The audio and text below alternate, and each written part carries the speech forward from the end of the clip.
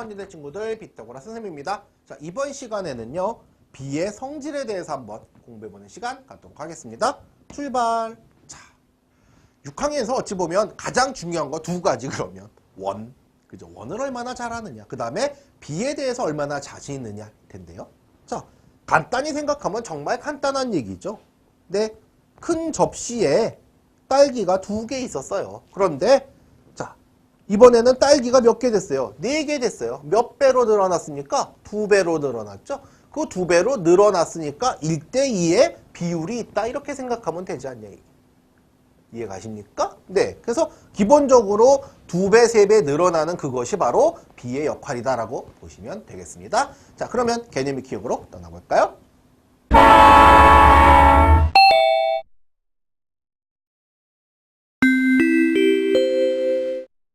자, 개념 익히기에 도착했습니다. 정확하게 용어를 알아야 될까? 뜻을 정확하게 이해하시는 게 B에서는 아주 중요합니다. 자꾸 계산에 얽매이다 보니까 우리가 정확하게 이해 못해서 더 어렵게 푸는 거예요.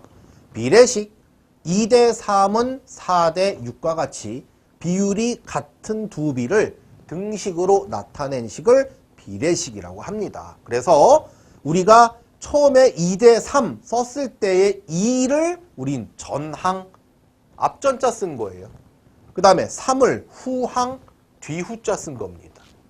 합쳐서 그냥 항이라고 부르죠. 그쵸? 또 2대 3은 4대 6 썼을 때 안쪽에 있는 내항이라고 붙었습니다. 안내자를 썼어요. 한문으로. 내항, 바깥의 끼리 곱한 거 외항. 그래서 내항의 곱과 외항의 곱이 같더라 가지고 문제를 푸는 거죠. 이해 가십니까? 3, 4, 12, 2, 6, 12. 그렇죠. 같단 말이에요. 자, 용어 다시 한번 보세요. 전항, 후항. 선생님 후항이 뭐예요? 그러는데 뒤후자 쓴 거라고요. 그 다음에 내항의 곱과 외항의 곱이 같아요. 그죠? 계속 얘기합니다. 근데 계속 물어봐요. 나중에 막 물어 정말.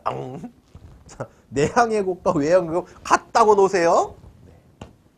자, B가 가지고 있는 성질을 보겠습니다. 자, 중요한 성질입니다. B의 전항과 후항에 0이 아닌 같은 수를 곱하여도 B의 값은 같습니다. 이게 푸는 방법이에요. 몇 배, 그죠? 상식적으로 몇 배. 아주 쉽게 풀 수 있어요.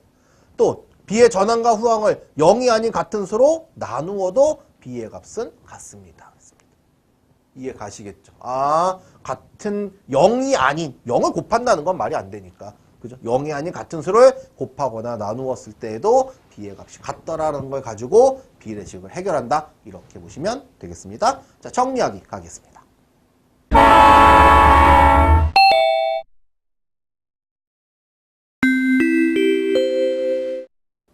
자, 정리하기에 도착했습니다. B의 성질 두 가지 다시 한번 강조하고 가겠습니다.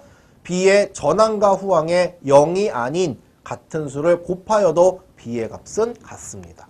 계산에서 내항의 곱과 외항의 곱을 같다고 놓고 푸는 그 방법도 물론 있겠지만 양변에 같은 수를 곱했을 테니까 그걸 네가 상식적으로 한번 생각해봐라 라고 얘기한다면 좀 더 쉽게 정말 상식적으로 풀 수 있는 문제들도 굉장히 많이 있습니다. 또 B의 전항과 후항을 0이 아닌 같은 수로 나누어도 B의 값은 같습니다. 맞아요. B라는 것을 간단하게 만들어 보면 훨씬 쉽게 풉니다. 그죠? 몇으로 나눈 거니? 6이요. 그럼 똑같이 6으로 나눠봐. 얼마니? 얼마요. 그죠? 그럼 이게 답이야. 정말요? 라는 얘기 정말 많이 듣거든요. 그러니까 어렵지 않습니다. 조금만 연습해서 우리가 어느 경지, 도의 경지, 그죠? 경지에 오르게 되면 쉽게 풀 수 있다는 거 꼭 기억하시면서 자, 문제풀이에 도전해 보겠습니다.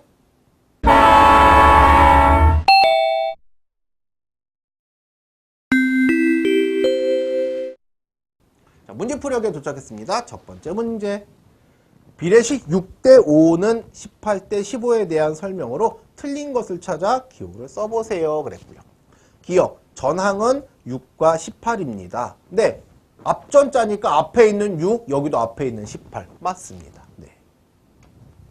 두 번째, 외항은 6과 15입니다. 자, 내항, 그 다음 외항 이렇게 하기로 했죠? 그죠? 6과 15? 맞습니다. 자, 내항은 5와 15입니다. 아니죠. 5하고 18이 돼야 되죠. 그쵸?